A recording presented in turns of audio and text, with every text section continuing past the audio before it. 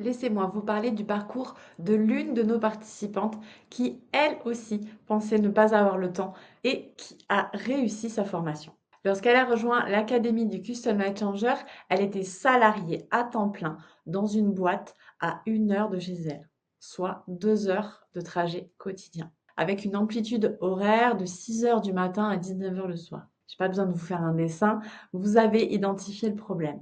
Emploi à temps plein, 2 enfants à charge, avec toutes les tâches du quotidien à caser. Une mission à première vue impossible. Alors oui, elle a rencontré des moments de doute, elle a traversé des périodes de forte remise en question. Mais au final, grâce à notre accompagnement, elle s'est rendue compte que le problème n'était pas le manque de temps, mais sa stratégie d'organisation, qui n'était pas la bonne. Une source de temps imparable était clairement celle du temps passé dans les transports. 1 heure chaque matin et chaque soir dans le train. Alors qu'elle utilisait ce temps jusque-là à scroller sur son téléphone ou bien à dormir, elle a tout simplement investi ce temps-là pour avancer sur sa formation.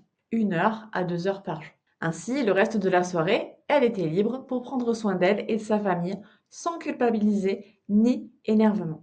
Le week-end, elle s'est bloquée une matinée pour être concentrée sur la mise en application pratique de ce qu'elle avait étudié tout le reste de la semaine, sans pour autant avoir l'impression de délaisser sa famille. Grâce à la mise en place de cette nouvelle routine d'organisation, elle s'est rapidement sentie moins dépassée, plus sereine, avec le sentiment d'avancer sans se priver ni être culpabilisée. Alors, quelle est sa situation actuelle? Elle identifie peu à peu son nouveau potentiel et sa nouvelle carrière en devenir.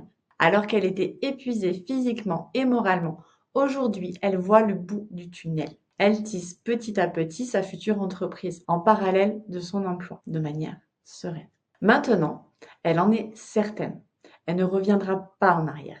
Elle a prochainement rendez-vous avec son patron afin d'annoncer son départ. Elle souhaite négocier une rupture conventionnelle afin de sécuriser son parcours. Alors, les leçons à tirer avec le recul, ce n'est pas ce que vous avez, temps, énergie, disponibilité, qui détermine votre capacité à vous former ou à changer de vie.